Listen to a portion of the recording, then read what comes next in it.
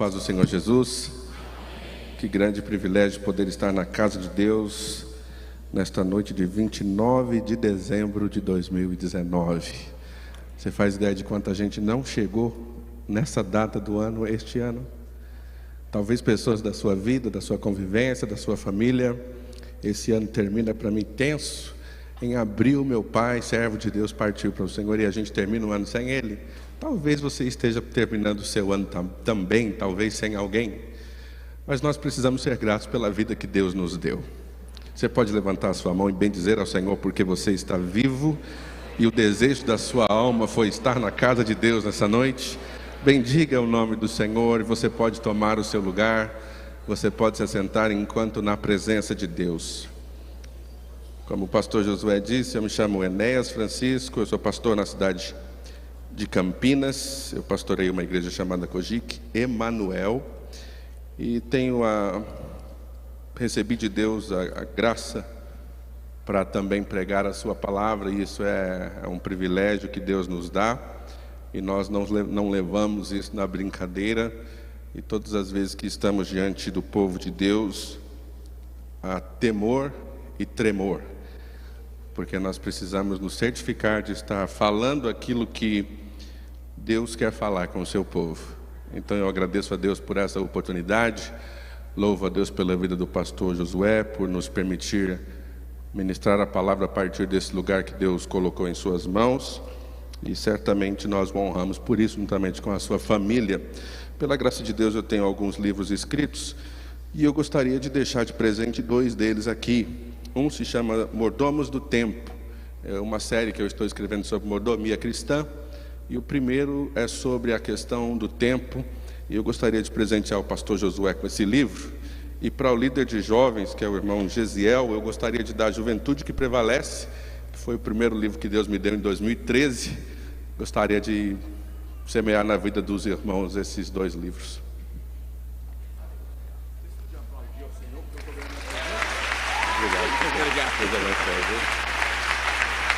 Obrigado, irmão. Deus te abençoe. Amém. Louvado seja Deus. Talvez eu tenha alguns deles ainda disponível no final do culto. E eu gostaria já de ir a palavra de Deus com você, expressando a Deus a minha gratidão por me trazer de São Paulo até aqui, guardado debaixo da sua potente mão nas estradas do Brasil. O irmão foi de carro, exigiu muita fé, mas Deus nos guardou. Foi um prazer conhecer o irmão Leandro Damião também, que conheci hoje, basicamente nessa madrugada. Vamos ministrar juntos para a família na próxima semana. Mas vamos àquilo que Deus quer falar nesta hora com você, amém? Se você puder, abra sua Bíblia no primeiro livro da Bíblia, o livro de Gênesis, no capítulo de número 47. Inicialmente nós vamos ler um único versículo, que é o versículo de número 12, e depois nós faremos uma breve retrospectiva sobre a vida de José e entendermos o que Deus quer que apliquemos na nossa própria vida. Amém? De pé para a leitura da palavra de Deus. É uma leitura rápida. Um versículo, que é o versículo de número 12. Gênesis 47 e 12. A palavra de Deus diz assim: E José sustentou de pão a seu pai e a seus irmãos, e a toda a casa de seu pai, segundo as suas famílias. Você pode se assentar. Nós temos em José uma figura extremamente importante e peculiar. Muitas vezes prega-se sobre ele, especialmente em eventos para jovens, coisa e tal. E José, ele é muito importante não somente pelos desafios que ele enfrentou e venceu, pelos 13 anos de dor e de luta entre ter sido vendido pelos seus irmãos e se tornar o segundo homem mais poderoso no Egito. Mas José também é uma figura muito importante do Senhor Jesus Cristo no Antigo Testamento. Assim como Jesus, ele foi vendido por algumas moedas. Assim como Jesus teve as suas roupas partidas, ele foi traído pelos seus, ignorado e rejeitado pelos seus, desceu para o Egito. E ele mostra para nós de muitas formas que Deus, quando quer revelar em nós o seu propósito, Ele nos submete a um processo. E muitas vezes nós desejamos o propósito de Deus, mas muitas vezes nós rejeitamos o processo. E não tem como Deus nos preparar para aquilo que Ele quer fazer em nós, por nós e através de nós, senão pelo processo ao qual Ele quer nos submeter. E José, ele nos ensina essa lição do processo, porque ele começa perdendo algo que ele ganhou de alguém que lhe era muito importante. Talvez você não vai gostar muito do pregador Enéas Francisco, e eu vou falar isso porque talvez no final aqui a gente ora para você perder algumas coisas, e geralmente os pregadores pedem para você ganhar, não é? Então, o que José perde? José perde algo que ele era muito valioso. Ele perdeu a túnica de muitas cores que o seu pai lhe havia dado. A partir do capítulo inicial da história de José, que está em Gênesis 37, nós entendemos que José, ele tinha um amor muito especial por parte do seu pai, porque ele era filho da velhice de seu pai. E o pai Jacó o amava de forma peculiar, e ele fez uma túnica de várias cores, e essa túnica de várias cores de alguma forma fez com que José se sobressaísse entre os seus irmãos, e eles tivessem inveja e rancor e ira contra José. E a Bíblia diz, ainda no capítulo 37, que os irmãos não conseguiam ou não podiam falar com José pacificamente. Ou seja, o estresse de José começou dentro de casa. E muitas vezes, em meio ao desenvolver ou desenrolar dos propósitos de Deus na nossa vida, nós não entendemos com clareza o porquê Deus permite que a gente perca coisas que a gente ama tanto.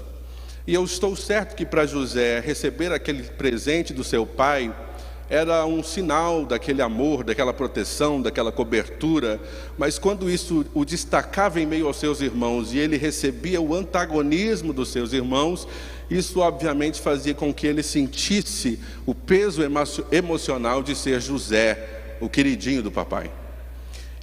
E então, num processo de obediência extrema, José perde aquele grande presente. A Bíblia diz que seu pai pediu que ele fosse verificar como seus irmãos estavam enquanto trabalhavam, cuidando dos seus gados, dos seus animais, na cidade de Siquém, para onde José foi em obediência ao seu pai. E José, no seu processo ainda de jovem e imaturo, ele foi ver os irmãos, usando justamente a roupa que os irmãos mais amavam, correto? E a Bíblia diz que quando eles viram José de longe, eles logo começaram a conversar entre si e a tramar, dizendo: lá vem um sonhador mor, deixa ele vir, então nós vamos ver, nós vamos mostrar para ele o que há de ser dos sonhos dele. E quando José se aproxima, os irmãos revelam tal ira, rancor, antagonismo e lançam ele num poço. Você, como crente, conhece a história de José. Ele é lançado no poço, os irmãos entre si discutem o que vai acontecer, rasgam suas roupas, vamos mentir para o nosso pai, dizendo que um animal comeu nosso irmão, e acabaram vendendo José para uma caravana de ismaelitas que desciam para o Egito. Então, à medida em que a história de José se desenrola, enquanto eu aqui em 2019, você lê a Bíblia e nós entendemos que tudo vai ficar bem, talvez dá até um negócio assim da gente de querer encorajar e consolar José. José não sofre não, porque eu li que lá no capítulo 41, 42 as coisas vão ficar bem. Mas o que a gente faz quando a gente é o José da história e a gente não faz ideia das cenas do próximo capítulo? Quando é você passeando com Deus às cegas, e Deus não te dá os detalhes do que vai acontecer na sua vida. Então José precisou perder aquela primeira túnica que seu pai lhe havia dado, para ser inserido num processo, numa jornada que duraria 13 anos, e ele não tinha ideia do que ainda estava por vir. E eu quero perguntar para você, crente aqui de Feira de Santana, tem alguma coisa que você perdeu, que Deus permitiu que tirassem de você, que você se lamentou, chorou, questionou, bateu boca com Deus, e talvez até hoje você não esteja entendendo por que é que eu perdi tal coisa, tal pessoa, tal emprego, tal oportunidade. Será que tem crente aqui que pergunta esse tipo de pergunta para Deus de vez em quando? Por quê? A questão é, nós vamos falar aqui sobre as transições que José enfrentou e nós vamos aplicar isso às mudanças de roupa de José. Então a primeira roupa que José perde, ou que ele precisa fazer sua primeira troca, é a perda da túnica de várias cores. Ou seja, um filho amado, ele perde a túnica que representa o cuidado do pai, a proteção e a provisão do seu pai. Quando ele perde aquela túnica, você sabe que túnica que ele vai vestir? Quais são as vestes de José? José se veste como um escravo se vestia. Ele cai de um nível de filho que recebe provisão contínua e cuidado contínuo para um nível de escravo. E ele é levado para o Egito e é colocado no mercado de escravos como produto. Ou seja, quando você perde a primeira túnica, José, você está perdendo momentaneamente a conexão com seu pai terreno, a quem você acredita o cuidado, a quem você acredita a provisão contínua, diária e a proteção. Ou seja, Deus começa ensinando para José: eu vou permitir que tirem a túnica que Jacó lhe deu, porque eu quero te vestir do meu jeito e levar você num processo através do qual o meu plano vai ser estabelecido na sua vida.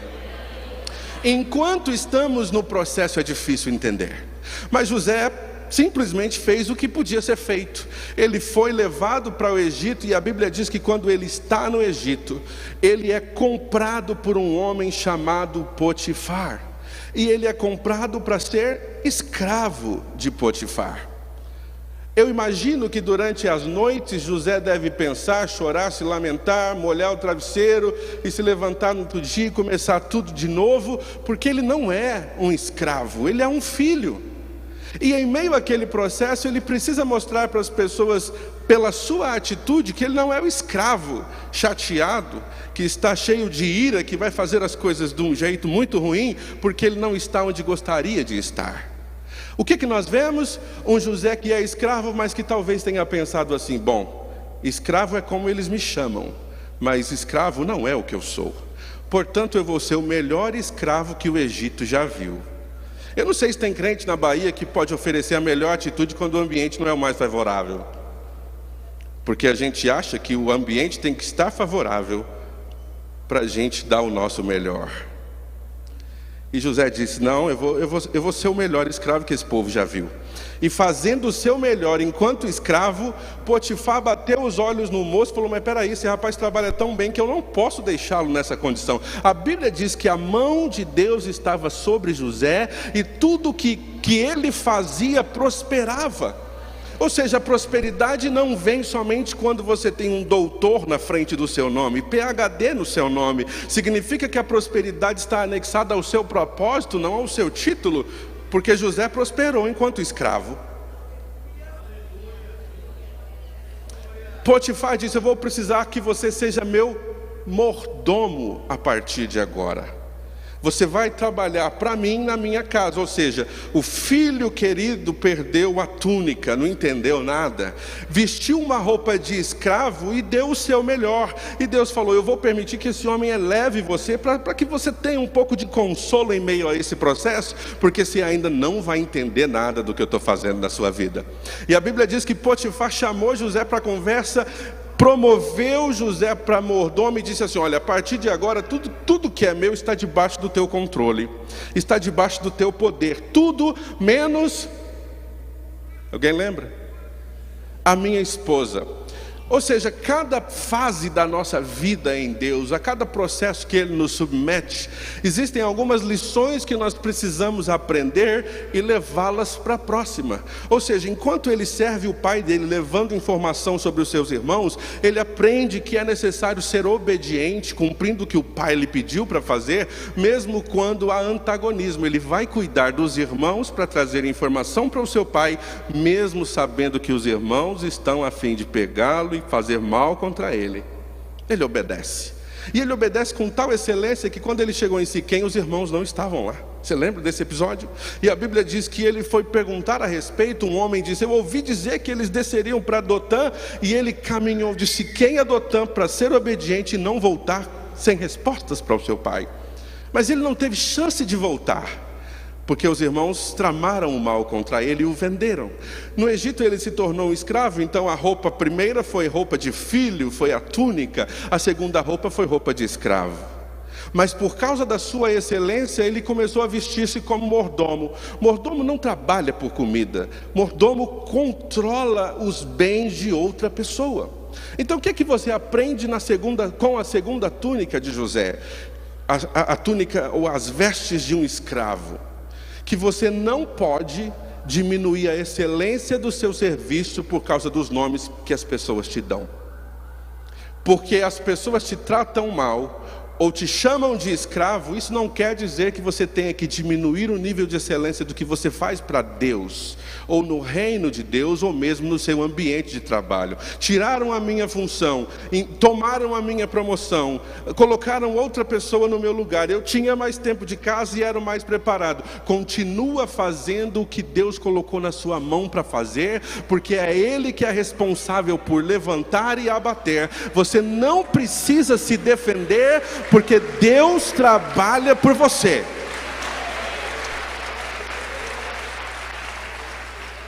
Ele se vestiu como escravo, mas ele sabia aqui na mente, no coração, que ele não era um escravo, ele ainda era filho. Ofereceu o seu melhor serviço, alguém viu e o promoveu, Potifar o promoveu. Mas você sabe que a cada transição, a cada fase, a cada promoção, a cada momento novo na nossa vida, existem novos demônios que se posicionam para nos tirar do novo de Deus. E enquanto mordomo, a Bíblia diz que José fez tudo o que tinha que fazer, e tudo que era de Potifar prosperou nas mãos de José. Tudo ia bem. Até o dia que a mulher de Potifar olhou para o jovem José e disse: meu Deus. E se você já leu essa história, você vai saber que a mulher de Potifar desejou José e queria deitar com ele. E a Bíblia diz que ela não somente queria, como ela insistia, instava diariamente para que José se deitasse com ela. Você consegue imaginar o quadro emocional de José por um instante? O rapaz está na casa dos 18, 19, não pensa em mulher de jeito nenhum nessa idade. Você está comigo? Não. Ele não está com problema emocional, não está sentindo saudade da mãe. O que os irmãos fizeram não causa peso emocional nenhum. Então José está bem, não é?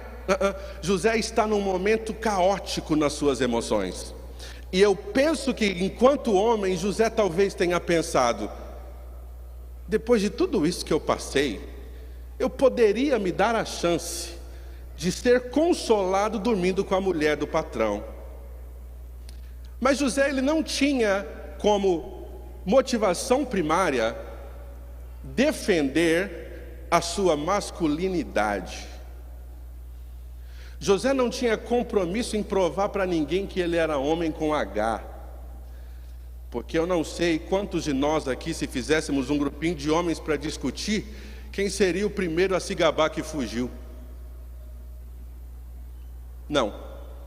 A nossa natureza diz que a gente tem que se gabar do que fez, mesmo que tenha desagradado a Deus. A nossa natureza diz para a gente que a gente tem que se orgulhar do dia que não fugiu. Mas sabe o que José fazia? Diariamente a mulher dizia que queria deitar com ele, mas ele dizia que não, ele não podia pecar contra Deus fazendo aquilo contra o seu Senhor, seu dono. E ele foi tão firme na sua posição que diariamente a mulher insistia, mas ela não compreendia. Como é que o jovem não me quer? É tenso ou não é? É tenso ou não é? É tenso, é difícil, é complicado. Mas a Bíblia diz que um dia José veio trabalhar, e o historiador Flávio Joséfo, ele conta dessa seguinte forma: ele diz que um dia Faraó ofereceu um banquete no Egito, e todos os seus oficiais deveriam estar presentes no banquete. Mas a mulher de Potifar disse que estava doente e não poderia ir ao banquete, sabendo antecipadamente que o único a vir trabalhar na casa era José. E a Bíblia diz que quando José veio trabalhar, a mulher mais uma vez insistiu com ele, arremeteu-se contra ele, e José precisou fugir, mas chamaram a polícia para José, prenderam José, e a capa dele ficou nas mãos dela. Ou seja, ela é a mulher do patrão, um oficial do Egito, e ele tem agora ela tem nas mãos dela a capa de José. Todas as provas são contra José. Tudo é contra José. Porque qual é o histórico de José? Ele é um escravo esses dias, agora virou mordomo, fui confiar nele, olha no que deu. Ou seja, ele não tinha fundamento algum para dizer o contrário, nada estava a seu favor. E a Bíblia diz que colocaram José na prisão. Lembre-se, primeira túnica, ele está vestido bem como um filho, virou escravo, depois virou mordomo, cuidando dos bens de outras pessoas. E agora colocam nele aquela roupa que a gente costuma ver nos desenhos e filmes, né? Branco e preto, listrada como um detento. Mas sabe qual foi a atitude de José? Ele deve ter chorado, se entristecido, porque estava tudo indo tão bem. Como é que agora ele virou um detento, sem ter feito nada errado? Mas eu acredito que em algum momento ele caiu em si e falou: peraí, assim como eu não era um escravo, eu não sou um detento. Eu estou aqui por uma razão, por uma causa, e eu não vou agir de acordo com as emoções que dizem para mim: não sirva, não sorria, não se ire. Eu vou ser o melhor detento que esse povo já viu. E não é que da mesma forma, enquanto José trabalhava e servia dentro da cadeia, Deus começou a trabalhar em favor dele, e até a cadeia recebia o favor que estava sobre a vida de José. E se você prestar atenção, o texto está dizendo que o homem responsável pela prisão, o carcereiro, colocou a própria prisão sob os cuidados de José. Como um crente pentecostal, talvez seja a hora de dar uns pulinhos e dizer glória a Deus, porque finalmente chegou a liberdade para José. Mas José falou: peraí, não é hora de fugir, não é porque ele me deu uma autonomia, uma autoridade aqui, que significa que é hora de sair daqui. Ele simplesmente serviu. E a Bíblia diz que num momento 2 homens oficiais também de Faraó foram enviados para a cadeia. E agora esse José, que está vestido de encarcerado, olha para esses homens e é encarregado de cuidar deles. Em meio à sua dor, em meio às injustiças que as pessoas causam contra você, deixa eu fazer uma pergunta: você consegue arrumar tempo para servir? Porque é o que Jesus está esperando da gente. Eu sei que você tem uma lista de coisinhas para dizer que não está no lugar, você tem uma lista de reclamações a fazer para Deus, mas em meio à sua dor, você consegue servir? Porque isso é importante. Quando esses homens vieram, eles também sonharam na cadeia. E o que eu aprendo sobre José é que ele era um homem disponível a trabalhar no sonho dos outros, porque ele mesmo era um sonhador. Você lembra que o que começa acontecendo em casa, a hostilidade dos irmãos se dá por conta dos seus sonhos? Ele sonhou com os feixes de trigo, ele sonhou com as estrelas do céu, e o sol e a lua, e quando ele compartilhou, os irmãos tiraram uma com a cara dele, disseram: você está achando que a gente vai se curvar para você? Até o pai fez essa pergunta para ele, sem fazer ideia do que Deus estava fazendo através de José. Mas José está ali trabalhando no sonho do seu pai. O que você quer que eu faça, meu pai? Eu vou fazer o que o Senhor precisa. Para saber onde estão meus irmãos, eu vou e volto com a informação. Quando ele está trabalhando, quando ele está como escravo na casa de Potifar, ele sabia que a sua responsabilidade era trazer à realidade os sonhos de Potifar para os seus negócios. Ou seja, muitos de nós estão jogando na cara de Deus que os nossos sonhos não se concretizam, mas talvez muito menos de nós tem perguntado para o nosso líder direto no ministério, ou até mesmo para o nosso pastor: pastor, qual é a tua visão e o teu sonho? Porque eu preciso servir no teu sonho antes que Deus cumpra os meus. Geralmente o aleluia é mais fraco nessa parte mesmo. Eu já estava preparado. Quantos de nós estão servindo com alegria quando as coisas não vão bem? identificando necessidade nos outros quando as coisas não estão ao nosso favor. Deixa eu dizer uma coisa, mesmo quando as coisas não estão a seu favor, Deus te deu algumas habilidades e capacidades tão únicas, que mesmo em meio ao seu maior estresse, só você pode fazer como você faz. E Deus quer usar isso como uma semente de sustentabilidade do seu propósito. E eu estava ensinando a minha igreja 2 semanas atrás exatamente isso. Quando a gente passa por muita dor, luta, perseguição e provação, existem 3 áreas da nossa vida que são atacadas diretamente. 1, a nossa criatividade. 2, a nossa proatividade. 3, a nossa generosidade. Quando as coisas não vão bem para mim, eu paro de criar. Mesmo sendo criativo, o Deus que criou todas as coisas soprou o fôlego de vida em mim. Logo, um Deus criativo criou gente criativa. O Deus que nunca criou um avião, que nunca criou um carro, mas que preparou toda a obra-prima e deu para o homem, vai lá e faz. Então você precisa desenvolver um jeito, com a ajuda do Espírito Santo, de proteger a sua criatividade no meio do seu estresse. Porque se você continuar criando, quando você sair desse estresse, algo bom te aguarda. Em segundo lugar, você não pode ficar culpando a dor, a luta e os problemas para não ser proativo. As coisas já não vão bem mesmo, por que eu preciso ficar me antecipando às coisas? O nosso problema é que a gente é reativo, as coisas acontecem, depois a gente vai ver o que faz. Mas não deixe os estresses da vida eliminarem o seu potencial de solução enquanto pode ser proativo.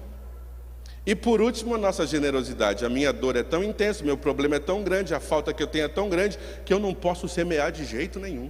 Eu não posso ajudar ninguém, ninguém me ajuda, eu não tenho para dar para ninguém, ninguém me dá, eu não posso socorrer ninguém, ninguém me socorre. É uma mentira do diabo, porque não é o quanto ou o tanto que você vai fazer em meio ao seu caos, mas é a certeza de estar fazendo, porque sempre vai haver alguém num caos maior que o seu. Você já parou para analisar o quanto tem gente que sofre mais do que você? Talvez a gente não faça isso porque a nossa humanidade, a nossa carne, sempre coloca na nossa frente quem está melhor que a gente, para a gente fazer comparação, e essa é uma doença brava. Olha lá o fulano, vem para a igreja quando quer, e olha que carrão que ele tem. Não acontece na Bahia, correto? Só na cidade onde eu moro. Olha lá, família próspera, bonita, mas não dá um dízimo, não chega junto, nunca vi fazendo. Gente, eu preciso que você dê uma volta e olhe para aquele que está doido para sair de casa para vir para o culto, mas está acamado há meses. Eu não quero que você olhe para quem está bem e não vem. Eu quero que você olhe para quem está mal e quer vir. Porque isso vai te dar uma nova perspectiva.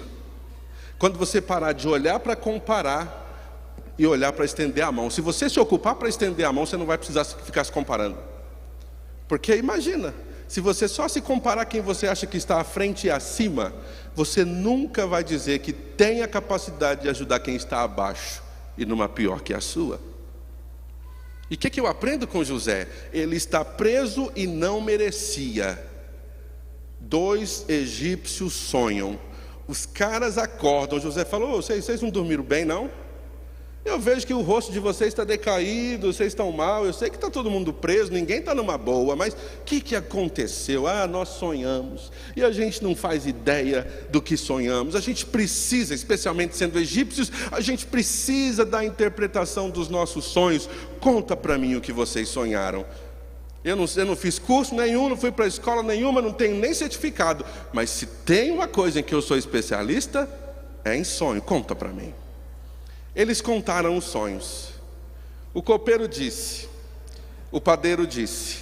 José falou: amigo copeiro, eu preciso te dizer que em 3 dias eles vão chamar você e vão te restaurar a sua função. Você vai voltar a fazer o que fazia lá na casa de Faraó. Amigo padeiro, as notícias não são das melhores. Em 3 dias também vão te chamar e eles vão te enforcar e os pássaros comerão o seu corpo. E assim como José disse, aconteceu. Só que na sua humanidade, José faz aquilo que eu também faria, e eu acredito que você faria.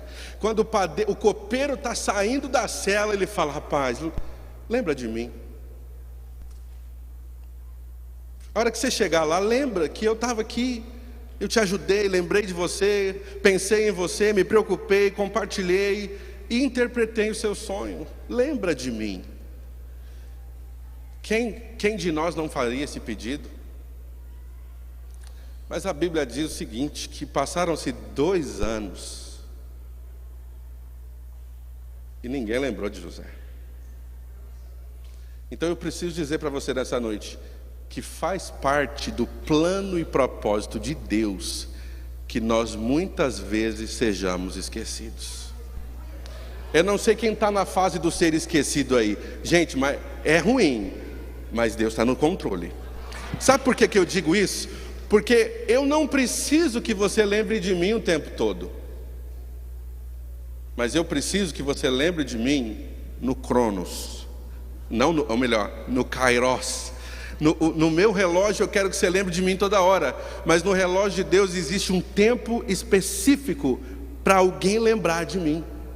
E foi exatamente quando 2 anos se passaram, Faraó acordou atribulado. Ele disse: gente, eu sonhei, não estou entendendo, quero saber quem vai interpretar meu sonho. O povo que ele pagava para fazer as consultas, ninguém tinha a habilidade de interpretar os sonhos dele. E Faraó estava muito bravo. E aí que o copeiro fez assim: lembrei. Você lembra quando você me mandou para a cadeia? Depois que eu aprontei umas coisas que você não gostou? Pois bem, lá eu encontrei um rapaz com quem compartilhei meu sonho, e ele me deu a interpretação correta, tanto para mim quanto para o nosso amigo padeiro, que já partiu dessa para pior, ou para melhor. E Faraó faz a pergunta: mas o que vocês estão esperando? Traga logo esse homem aqui. E então José recebeu a informação: Faraó te chama. 2 anos. Gente, tem gente esperando mais tempo aqui nessa noite. Pode ser 5, pode ser 7, pode ser 10, pode ser 15. Não importa, porque a graça de Deus está te sustentando na espera. Você concorda comigo? Se tem graça aí na sua vida te sustentando enquanto você espera, não se desespere. A graça de Deus te sustenta. A graça te sustenta. E aí finalmente José se barbeou, se preparou e subiu para se apresentar ao homem mais poderoso do mundo naqueles dias. E a Bíblia diz que quando o Faraó começa a falar, as primeiras palavras que saem da boca de Faraó são mais ou menos assim: eu tenho ouvido dizer. Ou seja, alguém contou para mim que quando você ouve um sonho, você pode interpretar. Você pode estar em qualquer lugar do mundo ou na vida. Se Deus quiser que saibam ao seu respeito, Deus vai fazer com que saibam ao seu respeito. As pessoas certas, as portas certas, as oportunidades certas para a hora certa. E Ele vai te dar graça para aguentar os processos e as dificuldades enquanto não lembram de você. Porque, gente, se José tivesse saído da cadeia naquele dia, pensa comigo, se ele sai da cadeia no dia em que o copeiro sai da cadeia, porque ele faz uns ajustes lá e fala: esse menino aqui é bom, me ajudou, não é isso. Como é que ele teria sido usado por Deus 2 anos antes, se o sonho de Faraó ainda não tivesse chegado? Ou seja, Deus faz tudo sob medida. Não existe nada que Deus faça que esteja fora de um tempo perfeito. Quando eu faço no meu tempo, eu bagunço a minha vida e a vida de outras pessoas. Mas quando Deus faz no tempo dele, Ele me cura, Ele me restaura, Ele me posiciona, Ele me devolve o casamento, Ele salva meus filhos, Ele restaura meu ministério, Ele me levanta para fazer sua vontade. O tempo de Deus tem que ser respeitado. Faraó disse: eu ouvi dizer. José disse: não está em mim. Ele jogou o crédito de volta para Deus e disse: não está em mim. Conte-me o seu sonho. Faraó compartilhou a história dos feixes e a história das vacas. José, com ousadia, não pensou 2 vezes e não pestanejou. Falou: você não teve 2 sonhos? Você teve um único sonho. E o sonho que você teve quer dizer que 7 anos serão de abundância tão grande e extrema, que você vai ter a oportunidade de estocar 20% de tudo que produzir, construir armazéns, porque depois virão 7 anos de tanta necessidade, seca, falta e fome, que vocês esquecerão os 7 primeiros anos de abundância. Ou seja, José está contando a interpretação do sonho e ele já está dando dicas e receita de como resolver o problema. Eu não sei, de vez em quando a gente brasileiro esconde um segredinho, né? A gente fala, eu não vou dar minha receita. Isso é o que eu faria. Mas José está despreocupado, porque ele sabe que Deus está no controle da vida e história dele. Então ele está contando para o homem, ele está dizendo, Faraó, estoque durante 7 anos, construa armazéns, coloque alguém sobre isso. Aí Faraó olha ao seu redor, olha o pessoal do seu gabinete, dá uma olhada para aqueles que trabalham perto de si e fala, onde é que eu vou encontrar alguém em quem habite o Espírito de Deus, se não for você? Gente, são 13 anos de sofrimento para um bate-papo com o Faraó e para uma mega promoção. Onde que eu vou encontrar um homem em quem habite o Espírito de Deus se não for você? Naquele exato momento Faraó disse para ele, eu vou te promover. Então o homem que vestiu a túnica de muitas cores, o homem que vestiu a roupa de escravo, o homem que foi promovido para mordomo e o homem que foi injustiçado e virou um encarcerado, agora está diante do maior homem do mundo em poder político. E ele recebe autoridade para ser o segundo homem do mundo. Faraó olha para José e diz assim, olha, a partir de agora, ele disse para o povo, olha, eu sou Faraó e esse aqui é José. A partir de agora, onde ele passar, que todos se curvem. Espera aí, o sonho não dizia respeito somente a 12 feixes, as estrelas, sol e lua? Como é que uma nação inteira se curva agora? Se curva uma nação inteira porque eu sei que aquele que é poderoso para fazer infinitamente mais, além daquilo que nós pedimos ou pensamos, está disposto a fazer mais do que te deu em sonho.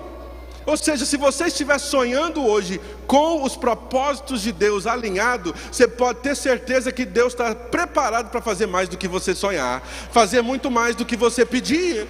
Então José está assustado. José está diante de Faraó em choque. Tomei café da manhã na cadeia. E olha onde eu estou. Você sabe que para Deus ele não precisa de 4 anos para transformar você em alguém, não, né? Deus não precisa de 12 anos, Deus não precisa de 20 anos, Deus não precisa de 5 dias. Deus precisa de você alinhado ao tempo dele. Uma vez que isso tiver acontecido, Deus te posiciona como Ele quer, onde Ele quer, para a glória dEle. Então aqui está José diante de Faraó, e Faraó tira um anel do seu próprio dedo e coloca no dedo de José, dando àquele homem autoridade. O homem que estava na cadeia até agora há pouco, deu a ele autoridade. A Bíblia diz que Faraó deu para ele um colar, e deu para ele uma túnica de linho fino. Ou seja, vamos trocar de roupa de novo, José? José, você já vem trocando de roupa faz tempo. Você saiu da casa do seu pai há 13 anos. Tiraram de você aquela túnica de muitas cores. José, tiraram de você até a roupa de mordomo, que você fez de tudo para conquistar. Você levou e mentiram ao seu respeito. Mas José, hoje, porque Deus te posicionou para isso, eu tiro as suas vestes de encarcerado e te dou linho fino para ser imperador junto comigo, para ser governador comigo, para definir o rumo dessa nação. Você lembra, José ganhou 5 presentes. José recebeu o anel, José recebeu o colar, José recebeu uma túnica de linho fino, José recebeu o segundo melhor carro do Egito. Para um cara de 30, o carro é uma coisa importante, não é não? Ele recebeu o segundo melhor e uma mulher para casar. Agora, você acha que isso se manifestou hoje? Os 5 presentes se manifestaram hoje? A graça de Deus, o número 5 representa a graça. A graça de Deus que se manifestou em presentes para José, já estava com ele desde o dia que os irmãos dele causavam na vida dele.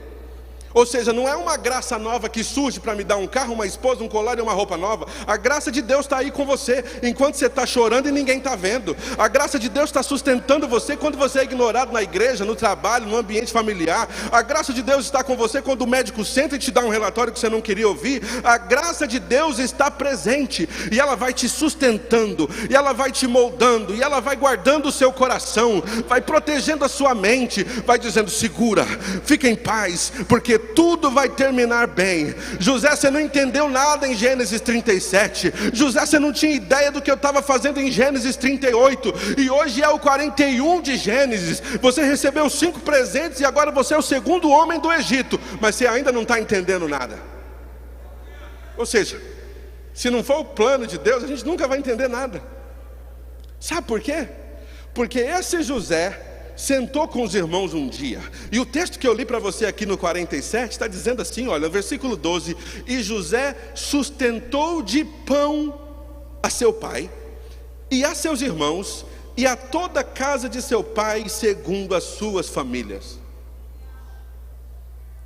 Gente, existe uma revelação nesse texto que coloca no chão todos os presentinhos que José ganhou, a alegria de ter sofrido 13 anos. O dia que José senta e come com seus irmãos, não tem um relato como esse que eu vou falar para você aqui, mas eu acho que José comeu. Você acha que José comeu com os irmãos ou não? Fez uma festona boa ou não? Eu acho que fez. Ele não ia viver tudo aquilo, não ia dar comida para a família, né? Ele comeu, e eu fico imaginando José sentado numa mesa linda, grande. Trouxe o pai para a cidade de Gósen, deu uma terra para os irmãos trabalharem e produzirem, uma terra produtiva. E eu fico imaginando José sentado, e o texto está dizendo que ele sustentou de pão seu pai e seus irmãos. Eu fico imaginando José sentado numa mesa, como aquela mesa que a gente vê Jesus sentado com seus discípulos, a última ceia. Um texto não tem nada a ver com o outro, mas está escondido aqui em José. Porque José pega um pedaço de pão e fala assim: Rúben, come. Pega outro pedaço de pão, pastor Josué, e fala: Simeão, come. Aí ele pega um terceiro pedaço de pão, para um pouco, não sabe o que está acontecendo, mas existe uma família sacerdotal sendo mantida viva. Ele não faz ideia. Levi, come. Ele também não tinha ideia de que a quarta família receberia a transferência do sacerdócio, e justamente o quarto irmão, não sei se você sabe quem é, o Judá é o cara que vendeu ele. Come. A gente podia falar de todos os 12, os 11, né? Mas ele deu de comer para esses 4: Rúben, Simeão, Levi e Judá. Sem saber que Judá ainda é só um gatinho. Quem pegou a revelação, pegou. Judá é só um gatinho. Ele não faz ideia que daquela família Deus ia levantar um que transformaria a minha vida em 2019, que transformaria a sua vida em 2019.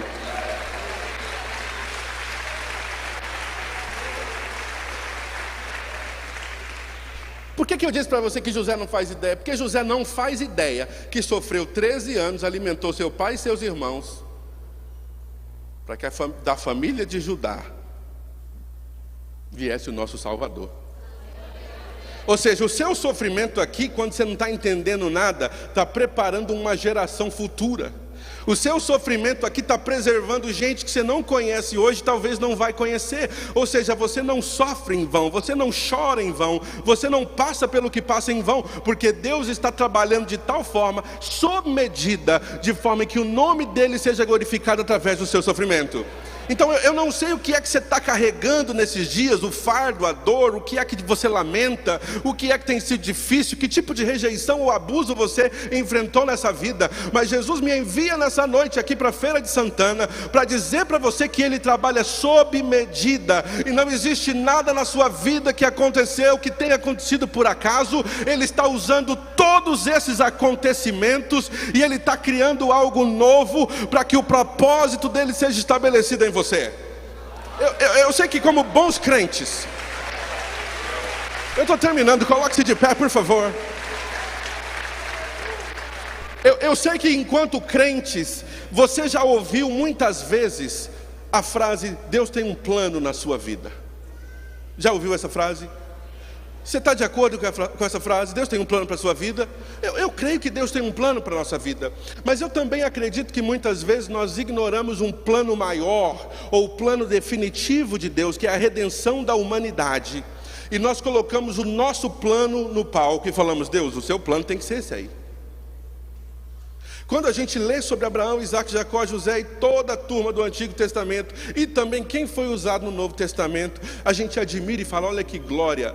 Mas todos eles, com toda a sua glória, vieram e foram. O pai da fé veio e foi. Moisés veio, já você alinhar a sua história com o propósito de Deus. E às vezes vai começar 2020 e a gente não vai ver mudança nenhuma. E Deus fala, peraí, José sofreu 13 anos e não tinha ano novo para ele que mudasse alguma coisa. Enquanto Kairos, enquanto minha hora não fosse a hora, não vem forçar em mim a mudança do calendário. E é o que Deus está dizendo para você nessa noite. Você tem que entrar o próximo ano com esperança e confiança no Deus que você serve, mas acima de tudo com submissão. Seja feita a tua vontade. Eu estou disposto a te servir, eu estou disposto a te amar, eu estou disposto a te obedecer. Eu posso passar por isso, posso passar por aquilo, mas eu estou disposto a fazer o que o Senhor quer que eu faça. Eu estou disposto a chorar quando for necessário, mesmo se me rejeitarem. Eu quero simplesmente dar o crédito de volta para o Senhor de tudo que eles falam que eu fiz de bom. O que é de ruim eu quero crer que o Senhor está usando para o meu bem, porque a Bíblia diz que todas as coisas contribuem para o bem daqueles que amam a Deus. Mas o versículo 29 ainda é mais bonito que o 28, porque o 29 diz que aqueles que ele antes conheceu também predestinou para serem conforme a imagem do seu Filho. Ou seja, Deus olha para você e quer ver Jesus em você, por isso ele permite você enfrentar o que enfrenta, mas também ele te dá graça para vencer cada fase. Eu gostaria que você levantasse as suas mãos nessa hora e vamos dizer uma simples oração. Eu vou devolver esse microfone, agradecendo a Deus pela oportunidade de conhecer você, essa igreja, ministrar a palavra de Deus, mas acima de tudo, de lembrar você que a graça de Deus está te sustentando. Se deu tudo errado em 2018, em 2019, a graça de Deus te sustentou até aqui, irmão. Não é hora de desistir, de parar, de abrir mão de tudo. É hora de continuar crendo que o Deus que cuidou de você até aqui vai continuar cuidando, vai continuar curando, vai continuar limpando, purificando, santificando, batizando. Ele é o mesmo ontem, hoje e para todo sempre. Pai, nós te agradecemos por esse povo, por essa igreja linda que o Senhor chamou, que o Senhor separou para o teu uso, e nós te louvamos porque a tua palavra veio nessa noite para confirmar aquilo que o Senhor já tem falado a muitos aqui. Alguns que já pensaram em parar ou desistir, porque o antagonismo é grande, a mentira é grande, o desejo de desistir é grande, a injustiça é grande. Mas José nessa noite nos ensinou que vale a pena. A gente pode acordar na prisão, mas se o Senhor tem algo novo a fazer em nós hoje, o Senhor muda tudo e a gente termina, Senhor, governando em prol do reino e do povo. Portanto, em nome de Jesus, assim como José alimentou seu pai e seus irmãos com pão, eu oro para que o Senhor traga abundância e prosperidade para cada irmão e irmã que me ouve nessa noite, para que eles também, em meio às suas dores e como resultado de suas dores, possam servir pão, servir Jesus para as pessoas com quem eles se encontrarem. Que o teu nome continue a ser glorificado nessa casa, no pastor Josué, na sua família e em cada ministério dessa igreja, e que cada novo membro, que cada visitante, que cada pessoa que aqui está nessa noite possa sair daqui sabendo de uma coisa: a graça que nos sustenta é a graça que nos presenteia. A graça que nos presenteia é a mesma que nos guarda e nos conforta em momentos difíceis. E nós te daremos toda a honra, toda a glória e toda a majestade continuamente, em nome de Jesus, o teu Filho. Aplauda o nome do Senhor Jesus Cristo.